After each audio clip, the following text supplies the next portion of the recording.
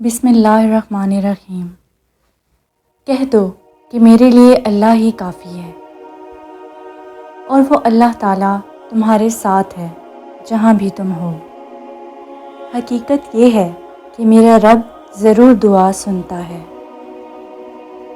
ہر کام کا ایک وقت مقرر ہے۔ اللہ کسی جان کو اس کی استطاعت سے زیادہ تکلیف نہیں دیتا، بس یقیناً مشکل کے ساتھ آسانی ہے، یقیناً مشکل کے ساتھ آسانی ہے۔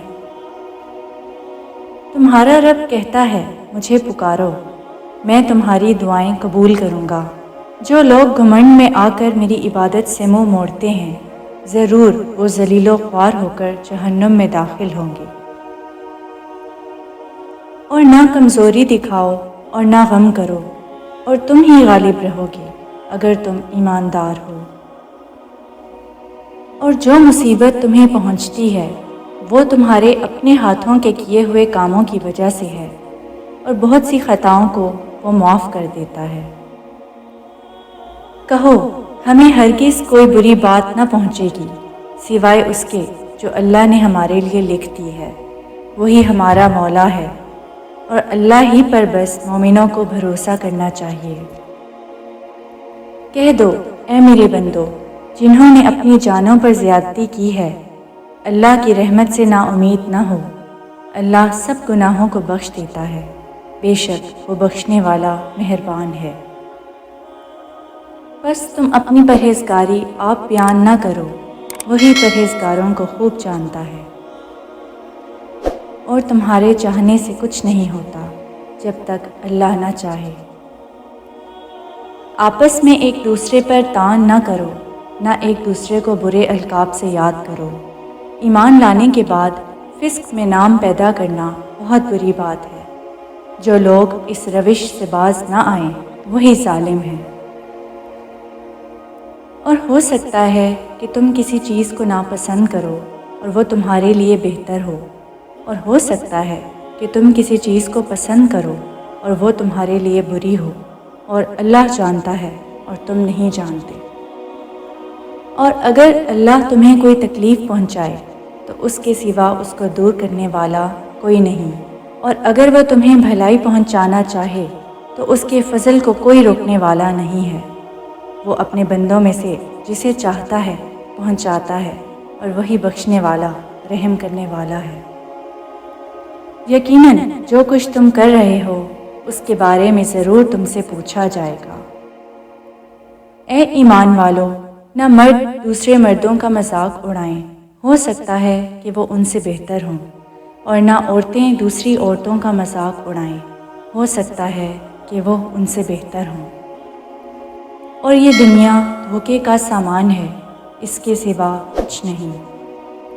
اگر کوئی شخص برا فعل کر گزرے یا اپنے نفس پر ظلم کر جائے اور اس کے بعد اللہ سے درگزر کی درخواست کرے تو اللہ کو درگزر کرنے والا اور رحیم پائے گا۔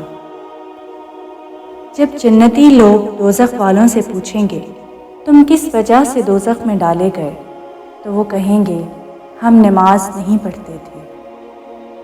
اے ایمان والو، اپنے صدقات کو احسان جتا کر اور دکھ دے کر اس شخص کی طرح خاک میں نہ ملاؤ جو اپنا مال محض لوگوں کو دکھانے کو خرچ کرتا ہے، اور نہ اللہ پر ایمان رکھتا ہے نہ آخرت پر۔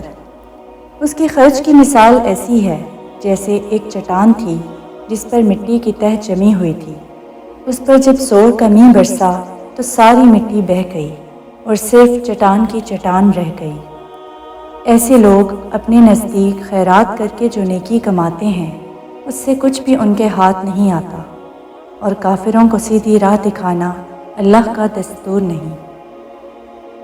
لوگو، زمین میں جو حلال اور پاک چیزیں ہیں انہیں کھاؤ، اور شیطان کے بتائے ہوئے راستوں پر نہ چلو، وہ تمہارا کھلا دشمن ہے۔ اور اگر تم لوگ بدلہ لو تو بس اسی قدر لے لو جس قدر تم پر زیادتی کی گئی ہو، لیکن اگر تم صبر کرو تو یقیناً یہ صبر کرنے والوں کے حق میں بہتر ہے۔ اور صبر کرو، اللہ نیکی کرنے والوں کا اجر کبھی ضائع نہیں کرتا۔ اپنے رب کو پکارو گڑ گڑاتے ہوئے، اور چپکے چپکے۔ اور وہ لوگ بھی اللہ کو ناپسند ہیں جو اپنے مال محض لوگوں کو دکھانے کے لیے خرچ کرتے ہیں اور در حقیقت نہ اللہ پر ایمان رکھتے ہیں نہ روز آخرت پر۔ سچ یہ ہے کہ شیطان جس کا رفیق ہو اسے بہت ہی بری رفاقت میسر آئی۔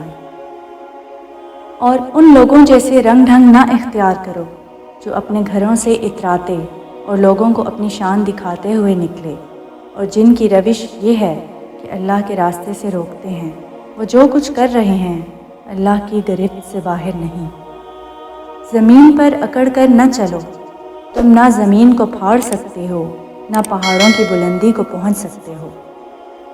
پھر جس نے کوئی خطا یا گناہ کر کے اس کا الزام کسی بے گناہ پر تھوپ دیا، اس نے تو بڑے بہتان اور سری گناہ کا بار سمیٹ لیا۔